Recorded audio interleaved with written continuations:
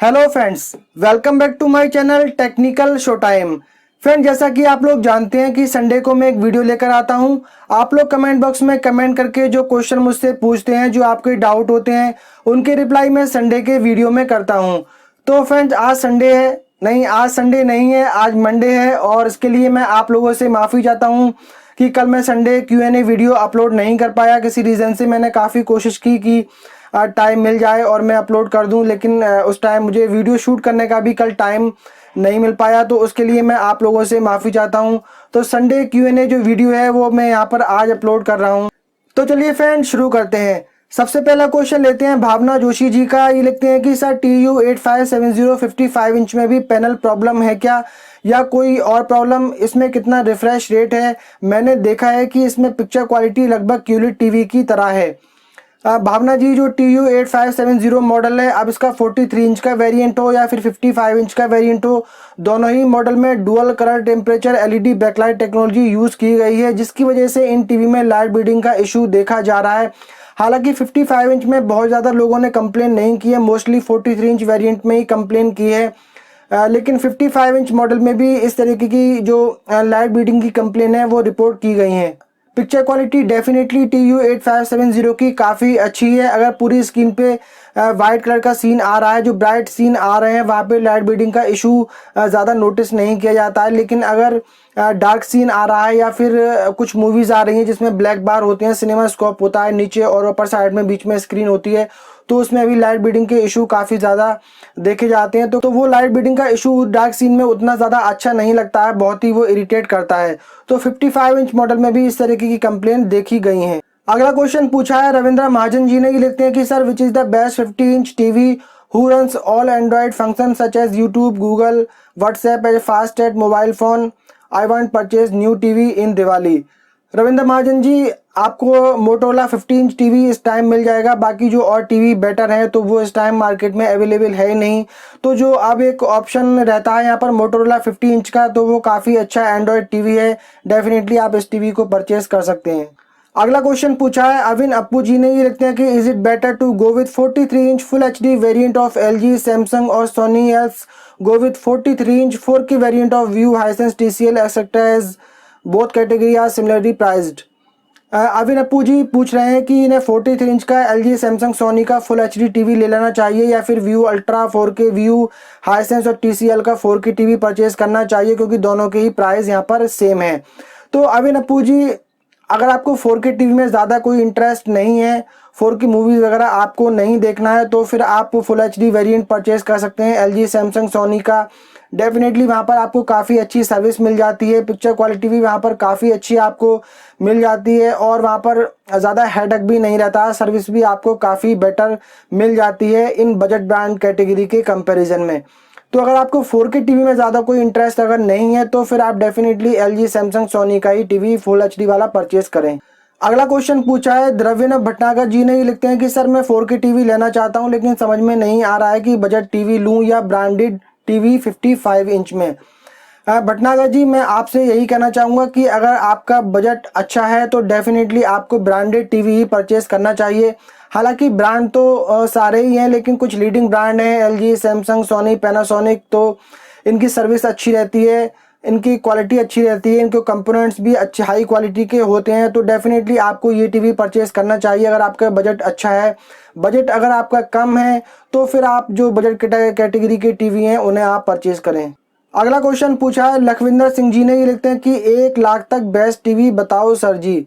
लखविंदर जी, 1 लाख के अंडर में फ़िलहाल मुझे एक ही मॉडल बेस्ट नज़र आता है, वो है LG का SM9000 मॉडल, जो कि 2019 का मॉडल है। Full array direct LED backlight technology के साथ में आता है। लुक्स एंड डिज़ाइन काफ़ी प्रीमियम दिया गया है।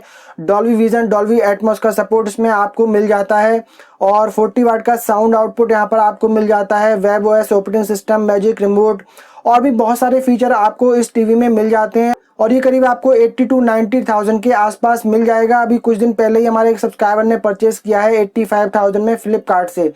तो डेफिनेटली LG SM9000 मॉडल आप परचेज कर सकते हैं 1 लाख के अंडर में। अगला क्वेश्चन पूछा है प्रशांत भोई जी ने। ये लिखते हैं कि हेलो सर, कैसे हैं आप।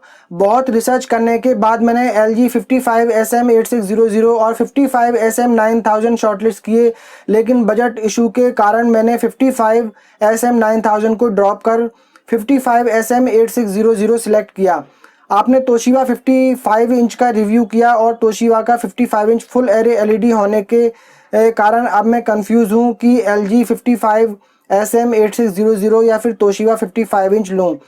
प्लीज़ सजेस्ट कीजिए मैं क्या करूँ। तोशिबा और LG में कंपेयर करें तो कौन से अच्छे OS हैं, प्लीज़ गाइड करें। Thank you, Prashant Mumbai.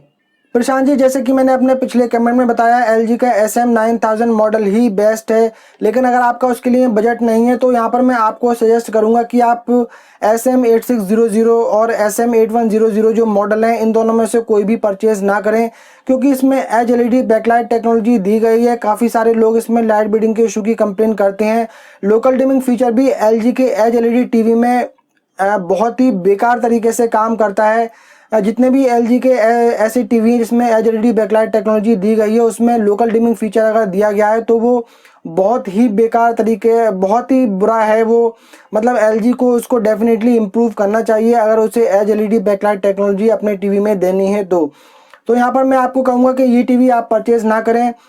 Toshiba का U7980 मॉडल आप परचेज कर सकते हैं। Full array direct LED backlight technology दी गई है और उसका जो ऑपरेटिंग सिस्टम है वो भी ठीक ठाक है। टाइजन, सैमसंग की टाइजन की तरह ही वो वर्क करता है। हालांकि उसमें ऐप्स काफ़ी कम दी गई हैं, लेकिन आगे आने वाले दिनों में हो सकता है कि तोशिबा कुछ ऐप्स का अपडेट वगैरह दे, वहाँ पर कुछ और ऐप आपको देखने को मिल जाएँ। पिक्चर क्वालिटी अभी तक U7980 मॉडल की किसी ने भी नहीं देखी है, क्योंकि तोशिबा ने किसी को भी अभी तक वो रिव्यू यूनिट उसका नहीं भेजा है। जो U5050 मॉडल है उसके तो रिव्यू यूनिट कई लोगों को तोशिबा ने भेजे हैं, मुझे नहीं भेजा है। हालांकि जो मुझसे कम सब्सक्राइबर हैं चैनल के, उनको भी तोशिबा ने रिव्यू यूनिट भेजा है, लेकिन मुझे यहाँ पर नहीं भेजा, क्योंकि मैंने 20 अगस्त को ही तोशिबा के जो भी टीवी न्यू लॉन्च होने वाले हैं उनका मैंने वीडियो अपलोड कर दिया था। तो या तो इनडायरेक्टली उनका प्रमोशन हो गया, तो इसलिए मुझे उन्होंने रिव्यू यूनिट नहीं दिया, या फिर उसमें मैंने सच्चाई बताई थी कि तोशिबा के जो ये टीवी हैं ये हाईसेंस ने बनाए हैं और हाईसेंस ने तोशिबा को अब ख़रीद लिया है। तो डेफिनेटली उसमें हाईसेंस का ही पार्ट अब ज़्यादा रहेगा। तो शायद ये चीज़ बताने से उन्होंने मुझे शायद वो रिव्यू यूनिट नहीं भेजा। तो तोशिबा से अगर कोई ये वीडियो देख रहे हैं तो उनसे मैं यही कहना चाहूँगा कि U7980 का आप किसी को रिव्यू यूनिट भेजें, मुझे आप ना भेजें, किसी और को भेजें। और यहाँ पर मैं यही कहूँगा कि सच्चाई तो सच्चाई होती है, वही बताना हमारा काम है। अब उससे आपको मिर्चें लगती हैं तो उसमें हम कुछ नहीं कर सकते। अगला कमेंट किया है यहाँ पर अंकित मौर्य जी ने। ये लिखते हैं there is a issue with TUE60 series just discovered this TV has color bleeding problem. I inquired from multiple Samsung Smart Direct showroom and they confirmed that they sell this TV, but right now company has recalled all TUE60 model as Samsung was using degraded panel had bleeding problem. Not sure when it will back in stock. Just wanted to share this information with your viewers and if you can find some more information about around this. अंकित मौर्य जी, जो Samsung का TUE60A series है और जो TUE60F series है, ये online only model है, ये आपको ऑफलाइन में नहीं मिलेंगे। अमेज़ोन, फ्लिपकार्ट से ही आप इन्हें परचेज़ कर सकते हैं। लेकिन अगर आप किसी शोरूम में परचेज़ करने के लिए जाएंगे तो शोरूम वाले आपको कुछ ना कुछ वहाँ पर बेवकूफ़ बनाएंगे कि ये इंडिया का टीवी नहीं है, ये बाहर का टीवी है, इसमें आपको सर्विस नहीं मिलेगी, और कोई कह देगा इसमें कुछ और प्रॉब्लम है, कोई कुछ और प्रॉब्लम बताएगा, ताकि आप वो टीवी परचेज़ करें जो उनके पास स्टॉक में है, क्योंकि ये तो स्टॉक में उनके पास आएगा ही नहीं। और ऐसी कोई भी इंफॉर्मेशन नहीं है, ये सभी टीवी रिकॉल किए हैं। अभी भी आपको ऑनलाइन में ये टीवी देखने को मिल जाएंगे। अगर इन टीवी में डेफिनेटली कोई प्रॉब्लम है तो सैमसंग ऑनलाइन भी उनकी सेल को रुकवा सकता है, लेकिन ऑनलाइन ये टीवी सेल हो रहे हैं तो ये आपको ऑनलाइन में ही मिलेंगे, ये आपको ऑफलाइन में नहीं मिलेंगे। अगर आप शोरूम में पता करते हैं तो डेफिनेटली शोरूम वाले आपको कुछ ना कुछ बहाना बना देंगे। और TUE60A मॉडल के बारे में ही नहीं है, हमेशा किसी शोरूम पे जो टीवी अवेलेबल नहीं होता है या फिर जिस ब्रांड का टीवी अवेलेबल नहीं होता है तो उस ब्रांड की वो कमियां बताएंगे या फिर उस टीवी की कमियां बता देंगे जिसके लिए आप वहां पर इंक्वायरी कर रहे हैं, ताकि आप वो टीवी परचेज कर लें जो उनके पास में स्टॉक में अवेलेबल है। तो शोरूम वालों ने जो आपको ये न्यूज़ दी है वो बिल्कुल ही गलत है। अगला क्वेश्चन पूछा है यहाँ पर शुभ आइचम जी ने, माफ़ कीजिए अगर मैंने आपका नाम गलत लिया हो। तो सर कब लॉन्च होगा ये स्वदेशी smart TV, I am waiting. Shubh Aicham ji पूछ रहे हैं राइडेक्स के टीवी के बारे में कि राइडेक्स का टीवी कब लॉन्च होगा। तो शुभ आइचम जी, राइडेक्स का टीवी 5 सितंबर को लॉन्च हो गया है और इसके काफ़ी सारे रिव्यू आपको देखने को मिल जाएंगे 65 इंच मॉडल के, 43 और 40 इंच मॉडल के। लेकिन जो 50 इंच और 55 इंच का मॉडल है उसका आपको रिव्यू देखने को नहीं मिलेगा, क्योंकि ब्रांड ने ये दोनों ही टीवी किसी को भी रिव्यू यूनिट के लिए नहीं भेजे हैं। अब वो मुझे नहीं मालूम कि अब तक वो टीवी क्यों नहीं भेजे गए हैं। मैंने ब्रांड से काफ़ी ज़्यादा रिक्वेस्ट की कि वो 55 इंच का मॉडल रिव्यू यूनिट की तरह मुझे भेज दें ताकि मैं उसका रिव्यू कर सकूं, लेकिन अभी तक वहां से कोई भी पॉजिटिव रिस्पांस नहीं आया है। 21 सितंबर आज हो गया है, टीवी को लॉन्च हुए 15-16 दिन हो चुके हैं, लेकिन अब तक रिव्यू यूनिट ब्रांड ने यहाँ पर नहीं भेजा है। तो इसके बारे में फ़िलहाल कुछ भी कहना मुश्किल है। लेकिन हाँ, इतना ज़रूर है कि ये टीवी लॉन्च हो चुके हैं 5 सितंबर को, और फ़िलहाल ये टीवी बेंगलोर में ही आपको मिलेंगे, क्योंकि बेंगलोर में इनके सर्विस सेंटर हैं। तो जिस जिस सिटी में राइडेक्स के सर्विस सेंटर होंगे वहीं पर ये टीवी देंगे, और अक्टूबर में शायद ये मुंबई, चेन्नई और हैदराबाद वगैरह में आपको मिलना शुरू हो जाएंगी, क्योंकि वहाँ पर इनके शायद सर्विस सेंटर का सेटअप वगैरह चल रहा है। तो बाकी आगे आने वाले दिनों में हो सकता है कि दूसरी सिटीज़ में भी ये देखने को मिल जाए। अगला कमेंट किया है यहाँ पर JR मेहता जी ने, ये लिखते हैं कि यदि मॉडिफाइड ऐप्स फ़ोन में इंस्टॉल करना सेफ़ नहीं है तो आप क्यों इसको इंस्टॉल करने की सलाह दे रहे हैं। सबके पास अधिकतर एक ही फ़ोन होता है, आपकी तरह एक और फालतू फ़ोन नहीं होता। मॉडिफाइड जियो टीवी ऐप से अपने टीवी पर इसे कास्ट करके देखने का रिस्क मैं तो नहीं लूँगा। तो फ्रेंड्स, मैंने एक वीडियो अपलोड किया था जिसमें मैंने आपको बताया था कि जो जियो टीवी ऐप है वो आप किसी भी टीवी में उसको चला सकते हैं, चाहे वो सैमसंग का हो, LG का हो, किसी एंड्रॉयड टीवी हो या नहीं हो, सभी में जियो टीवी ऐप आप चला सकते हैं। उसका मैंने पूरा वीडियो बनाया था, वो किस तरीके से आपको चलाना है वो भी मैंने बताया था अपने इस वीडियो में।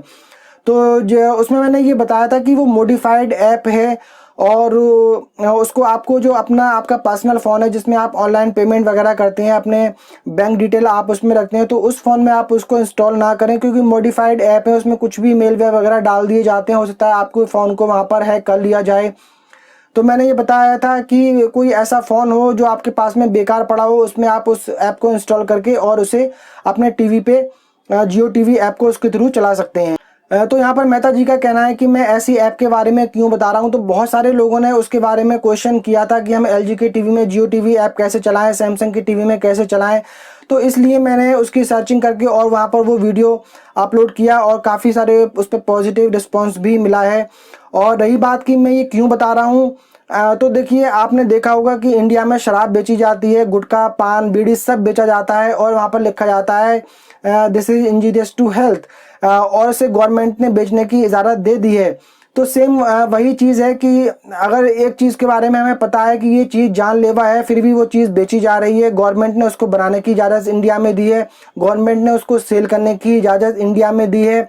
पूरे पैकेट पे इतना बड़ा बड़ा वो कैंसर जैसा मुंह बनाया जाता है गुटखे, पान, बीड़ी पे, फिर भी लोग उसको परचेज करते हैं और वहाँ पे उसको गुटखा खाते हैं, पान, बीड़ी, तंबाकू सब लोग वो खाते हैं। तो यहाँ पर गवर्नमेंट ने कह दिया कि भैया ये खतरनाक तो है, लेकिन आपको खुद सोचना है अपने बारे में कि हमें इसको ये खाना चाहिए या पीना चाहिए। तो सेम इस ऐप के बारे में है, मैंने आपको यही बताया है कि भाई इस ऐप में ये बेनिफिट है, इसके थ्रू आप सारे लाइव चैनल फ्री में देख सकते हैं। और मैंने साथ में ये भी बताया कि ये ऐप मॉडिफाइड है, हो सकता है कि आपके फ़ोन को इससे हैक कर लिया जाए, तो आप डेफिनेटली दूसरे फ़ोन में इंस्टॉल करें। तो ये आपके ही ऊपर डिपेंड करता है कि इसे आप अपने मेन फ़ोन में डाउनलोड करेंगे या किसी दूसरे फ़ोन में डाउनलोड करेंगे। और आजकल बहुत सारे लोगों के पास में 2-2 फ़ोन होते हैं। आपके पास में अगर 2 फ़ोन नहीं है तो इसका तो कुछ इलाज है नहीं, लेकिन बहुत सारे लोगों के पास में 2 फ़ोन होते हैं, क्योंकि पुराना फ़ोन उनका वो सेल नहीं करते हैं, घर में ऐसे ही पड़ा रहता है। हालांकि मैंने इसे अपने पर्सनल फ़ोन में डाउनलोड करके चला कर भी देखा है, ऐसी बात नहीं है, लेकिन बाद में मैंने उसे अनइंस्टॉल भी कर दिया था, क्योंकि मुझे थोड़ा सा रिस्की लगता है। ये ज़रूर बात है यहाँ पर कि ये रिस्की है, तो चाहे तो आप इंस्टॉल करें, चाहे तो आप ना इंस्टॉल करें, तो ये बिल्कुल ऐसे ही है जैसे कि गुटखा, पान, बीड़ी, तंबाकू इज़ इंजीरियस टू हेल्थ। अगला क्वेश्चन पूछा है दिव्यांश विश्वकर्मा जी ने, लिखते हैं कि सर मैं व्यू टीवी लेने का सोच रहा हूँ, कस्टमर केयर पे बात किया तो बता रहा था कि अक्टूबर तक आ जाएगा स्टॉक में, मैं क्या करूँ, क्या इन पे ट्रस्ट करूँ। दिव्यांश जी देखिए, हमें जो अपडेट मिला है व्यू की तरफ से उसमें तो ये आया है कि उनको पता ही नहीं है ये टीवी स्टॉक में कब आएगा। ये अक्टूबर की डेट बिना मतलब में आपको दे दी गई है और पता नहीं ये दोबारा स्टॉक में आएगा नहीं आएगा, आएगा भी तो कब आएगा। तो बेटर है कि आप जो दूसरे अच्छे टीवी मार्केट में अवेलेबल हैं वो आप परचेस कर लें, क्योंकि एक टीवी का कब तक यहाँ पर वेट किया जा सकता है, क्योंकि इतना ज़्यादा अच्छा टीवी भी नहीं है कि आप इसके लिए 1-2 साल तक वेट करते रहें। अगला क्वेश्चन पूछा है सुजोय सेनापति जी ने, ये लिखते हैं कि sir then should we go for QLED instead of OLED. Sujoy Senapati ji देखिए, ओलेड टीवी की जो पिक्चर क्वालिटी है क्यूलिड टीवी के कंपैरिजन में कहीं ज़्यादा होती है। हालांकि ओलेड टीवी में थोड़े से स्क्रीन बर्निंग के इशू आते हैं, लेकिन अगर आप ओलेड टीवी को अच्छी तरीके से यूज़ करेंगे तो उसमें स्क्रीन बर्निंग के इशू ज़्यादा नहीं आएंगे। एक पर्टिकुलर चैनल को आप लंबे टाइम तक टीवी पर ना देखें, रोज़ रोज़ एक ही चैनल को आप ज़्यादा ना चलाएं। जैसे कि न्यूज़ चैनल है 4-5 घंटे उसको कंटिन्यू आप ना देखें, क्योंकि जो न्यूज़ चैनल होते हैं उनके नीचे एक जो डार्क कलर की उनकी ब्रेकिंग न्यूज़ वाली हेडलाइन वाली जो लाइन चलती रहती है, तो वो अक्सर वो चीज़ देखी जाती है कि स्क्रीन बर्निंग के इशू में, और जो लोगो है वो वहाँ पर देखा जाता है कि स्क्रीन बर्निंग में। तो ये एक ही पर्टिकुलर चैनल को आप बहुत ज़्यादा ना देखें, कंटिन्यू टीवी 4-5-5-6 घंटे ना चलाएं, 3-4 घंटे टीवी देखें और उसको बंद कर दें। टीवी बंद करने के बाद में वो ऑटोमेटिक अपने आप को रिफ़्रेश करता है, उसके पिक्सल को वो रिफ़्रेश करता है, किसी तरीके की इस तरीके की प्रॉब्लम आती है तो वो ऑटोमेटिक दूर कर लेता है।